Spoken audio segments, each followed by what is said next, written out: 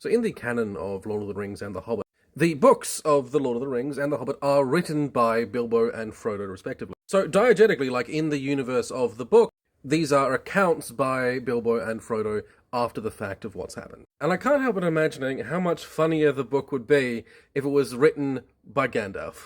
Because Gandalf's kind of a dick.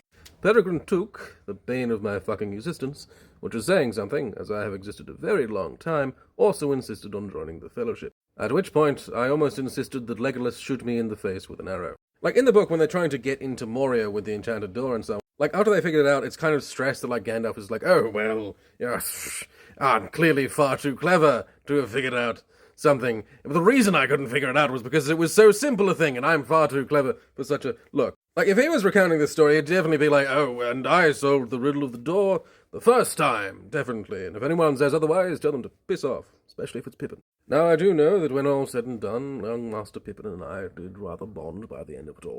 But now, as I sit here recounting these events, I can only recall how fucking incensed I was by that little shit the majority of the time. Now, all that having been said, Gandalf is honestly kind of a tragic character. After Saruman betrays them and Radagast does whatever Radagast does, with, you know, at that point the Five Wizards being like the only ones that were left behind in Middle-earth to kind of keep an eye on everything, Gandalf is really one of the only people in Middle-earth that really understands what's really going on here. That the gods have kind of left them behind, and if he can't solve this, if he can't find a way to thwart Sauron, no one's going to. Now, the last time that I made this point, people said that actually, oh, well, they're actually the gods and, like, the big god. They would have actually stepped in to help. No, they wouldn't have. Unfortunately, this is one of the most basic sort of a things of, if they would have stepped in, there wouldn't be a story. If the plot to defeat Sauron had not happened, then Middle-earth would in fact have been taken over by Sauron. They were willing to bring Gandalf back that one time, but that's pretty much it. In the same way, the majority of the elves were literally just buggering off.